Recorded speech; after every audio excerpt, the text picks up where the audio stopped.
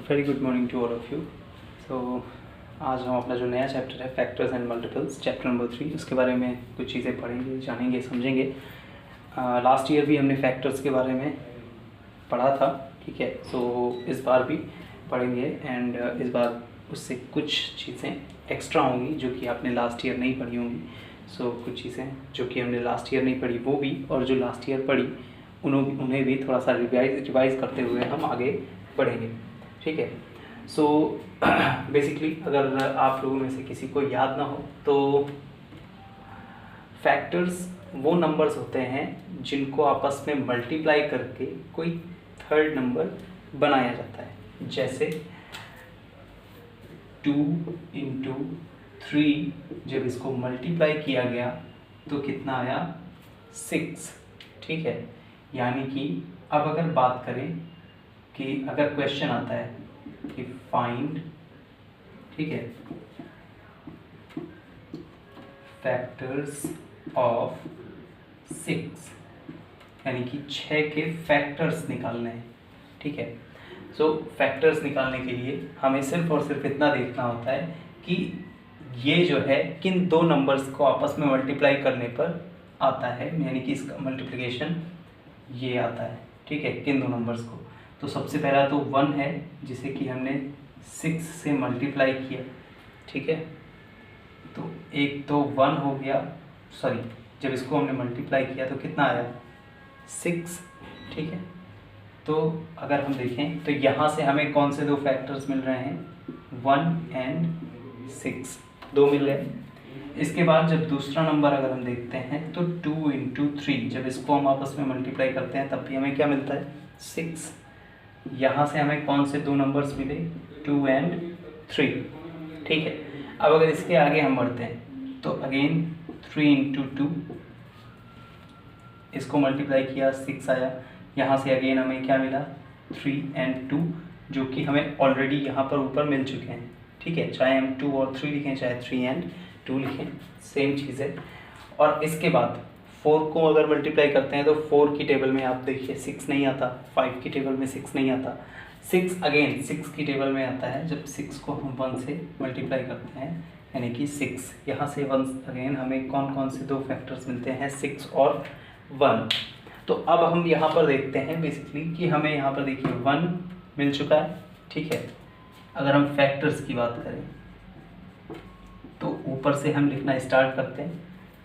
सबसे पहले हमें 1 मिल गया, ठीक है। इसके बाद हमें 6 मिल गया, इसके बाद हमें कौन सा मिल गया, 2 मिल गया, फिर कौन मिल गया 3, यहाँ तक तो हमने लिख लिया। अब इसके बाद अगेन अगर हम यहाँ पर देखते हैं तो 3 मिला, लेकिन 3 हम लिख चुके हैं तो नहीं लिखेंगे, 2 नहीं लिखना है, 6 लिखा हुआ है इसलिए नहीं लिखना, 1 ऑलरेडी लिखा हुआ है तो नहीं लिखना है। इस तरह से ये जो 4 नंबर्स हमें मिले, ठीक है, ये 4 नंबर्स क्या हो गए, फैक्टर्स ऑफ 6। यानी कि इन 4 नंबर्स में जब हम इस तरह से मल्टीप्लिकेशन करते हैं, इस तरह से, ठीक है, जब इस तरह से मल्टीप्लिकेशन होता है इन 4 नंबर्स में तो हमें जो आंसर है वो क्या मिलता है 6। तो ये तो हो गया हमारा फैक्टर्स का एग्जाम्पल कि फैक्टर्स किन्हें कहते हैं, ठीक है। यानी कि कोई भी नंबर हो तो उस नंबर को, यानी कि वो जो नंबर है वो किन दो नंबर्स से मिल करके, यानी कि मल्टीप्लाई होकर के बना है, उन दो नंबर्स को हम क्या कहते हैं, फैक्टर।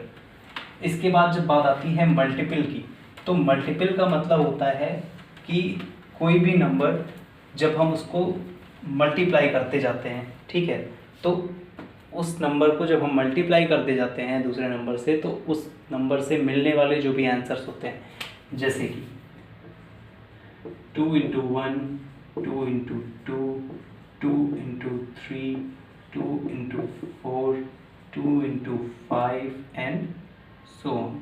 यानी कि ऐसे करते हुए चले आए हम 2 इंटू 6, 2 इंटू 7, ऐसे करते हुए आगे बढ़े। तो यहाँ से हमें मिला 2, यहाँ से मिला 4, यहाँ से मिलेगा 6, यहाँ से मिलेगा 8, यहाँ से मिलेगा 10 और ऐसे ही कई सारे मिलेंगे, ठीक है। तो अब आप देखोगे कि यहाँ पर इधर वाले नंबर्स तो चेंज हो रहे हैं, ये नंबर्स तो चेंज होते जा रहे हैं, देखो, है ना, पहले 1 था, 2 हुआ, 3 हुआ, 4 हुआ एंड 5 हुआ, बट इधर वाले कॉमन है 2, यानी कि मतलब क्या हुआ, आप अगर 2 की टेबल देखो, ठीक है, तो 2 की टेबल क्या होती है, 2 1 2, 2 2 4, 2 3 6, 2 4 8, 2 5 10 एंड सो ऑन। तो मतलब क्या होता है कि ये जो टेबल है ना, इसको आप ऐसे बोल सकते हो कि 2 4 6 8 10, या इसके आगे भी अगर नंबर हैं तो ये सब क्या हैं, दीज ऑल आर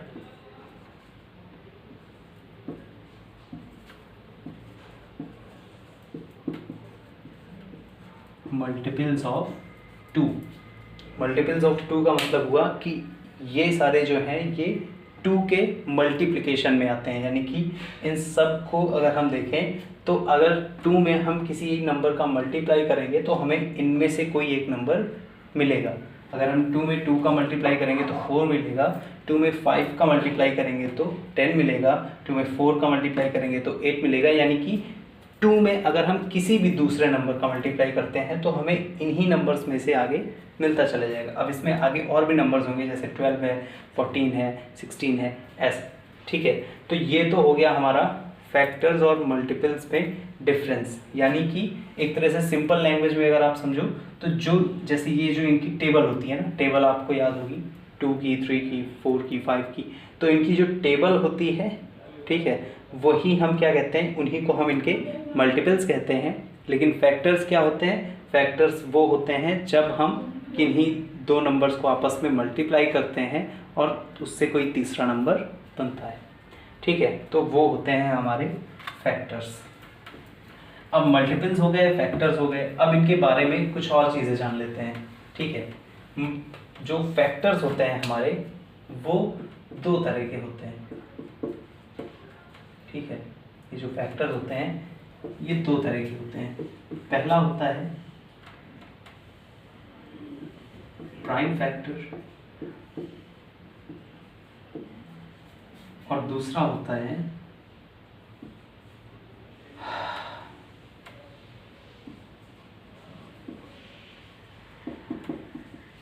कंपोजिट